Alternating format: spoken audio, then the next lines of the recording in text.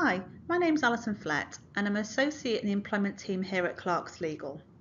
This is the 9th and penultimate session in our TUPE in 10 podcast series, and today I'll be looking at the Information and Consultation Obligations under TUPE. It is worth clarifying at the start that the obligation to inform is separate to the obligation to consult. Certain information relating to the transfer must be provided to representatives of all employees who are affected by the transfer of measures taken in connection with it. However, the separate duty to consult the employee representatives is only triggered if the employer of the affected employees envisages taking measures in connection with the transfer. Also, when we look at affected employees, the concept is of course wider than just those employees who will transfer. This guidance identifies 3 possible categories of affected employees. Firstly, those who are to be transferred. Secondly, those who are not being transferred to the transferee, but whose jobs may be affected as a result. And finally, those whose jobs may be affected as a result of the transfer. Now, TUPE only requires the transferor or transferee to inform or consult with the appropriate representatives of the affected employees. These will be union representatives if the affected employees are represented by an independent trade union, or employee representatives who have authority from all of the affected employees to act on their behalf in relation to the TUPE transfer, or new representatives specifically elected for this purpose. For micro businesses only, i.e. those employees with fewer than 10 employees, where there is no recognised trade union and no existing employee representatives, the employer may inform and consult the affected employees themselves. If a union is recognised for only part of the affected workforce, the employer must ensure that the remainder of the workforce is appropriately represented. This may mean that the employer will have to offer those employees the opportunity to elect representatives for the particular TUPE exercise. Unless the employer is a micro business, the employer must offer unrepresented employees the opportunity to elect representatives for the TUPE information and consultation process. It cannot inform and consult the employees directly without first giving them a reasonable opportunity to elect representatives. Provided the employer has given the affected employees an opportunity to elect representatives, if they do not do so within a reasonable time frame, the employer must provide the TUPE information directly to the affected employees themselves in writing. In this situation, there is no obligation to consult the employees. So now let's look at the obligation to inform itself. As mentioned, both the transferor and transferee have an obligation to provide certain information to the appropriate representatives relating to their own affected employees. The provisions on information are themselves complicated, so it's best to break these down. Firstly, what information should be given?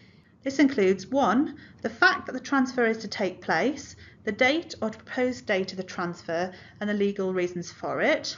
Secondly, the legal, economic and social implications of the transfer. Thirdly, the measures which envisage it will, in connection with the transfer, take in relation to any of its affected employees. If there are no measures of course envisaged, it should state that. Fourthly, it should include the measures in connection with the transfer that envisage the other party will take in relation to its affected employees. Again, if there are no measures envisaged, then it should state that. Obviously, this particular requirement doesn't apply to the transferee, as it is a separate duty on the transferor only. And finally, suitable information relating to the use of agency workers working for it, the parts of the business where they work and the type of work being carried out. So what do we mean by we say envisages? For an employer to envisage taking measures, there must be some definite plan or proposal which it intends to implement. The mere possibility of a measure being taken will not ordinarily suffice. And what are measures themselves?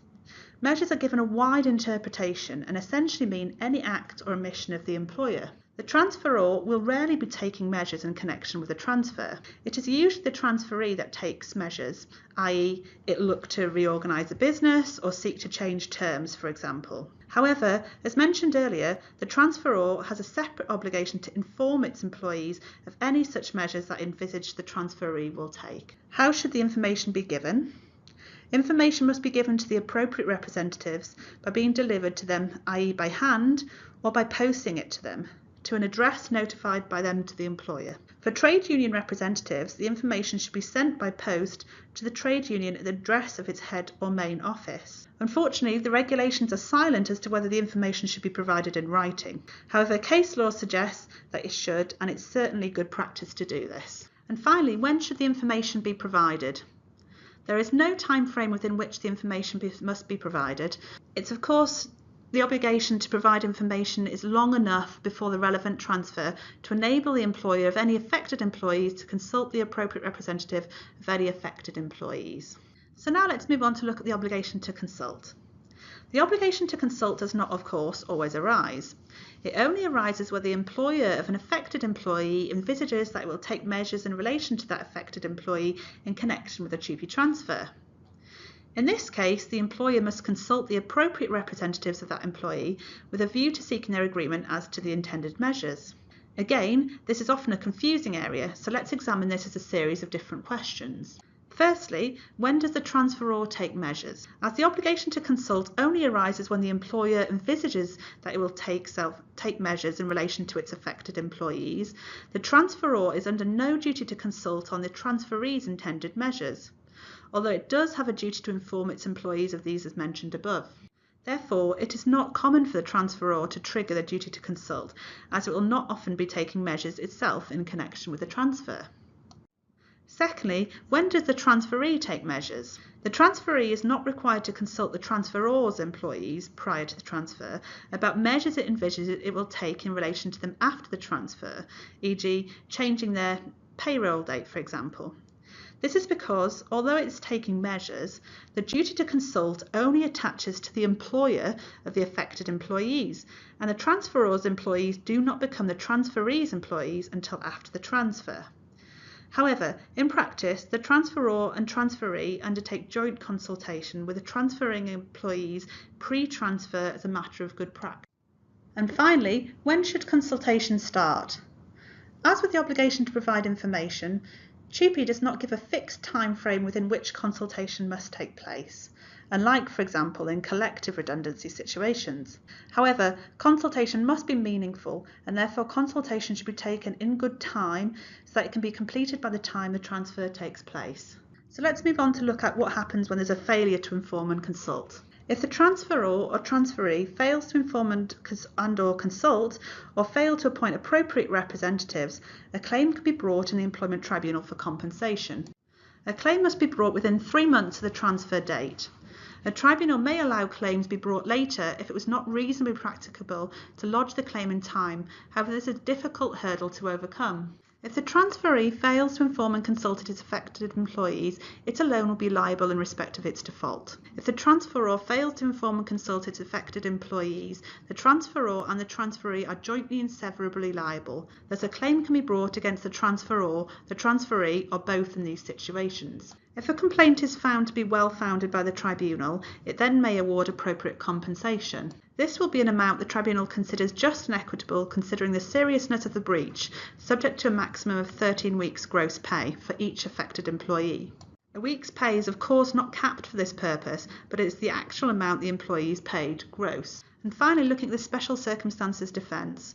An employer may have a defence for failing to inform and consult if it can show that there were special circumstances which meant that it was not reasonably practicable to comply with the obligations. However, it must show that it took all reasonable steps to comply. And finally, we look now to employee liability information. The transferor is obliged under TUPE to provide the transferee with certain information about the transferring employees. This must be provided in writing or in some other readily accessible form. It should also be provided at least 28 days before the transfer, and the transferor must provide written notification of any changes to the employee liability information. I have set out on the slide there what the employee liability information must consist of. So what happens if there's a failure to provide the employee liability information? In this case, the transferee can bring a claim against the transferor in the Employment Tribunal within 3 months of the date of the transfer. And the tribunal can order the transferor to pay compensation to the transferee of such amount as it considers just and equitable, having regard to any loss suffered by the transferee. This is subject to a minimum penalty of £500 per employee in respect of whom information was not provided or was not adequately provided. Unfortunately, TUPE doesn't give any guidance as to what happens when employee liability information is provided but is inaccurate.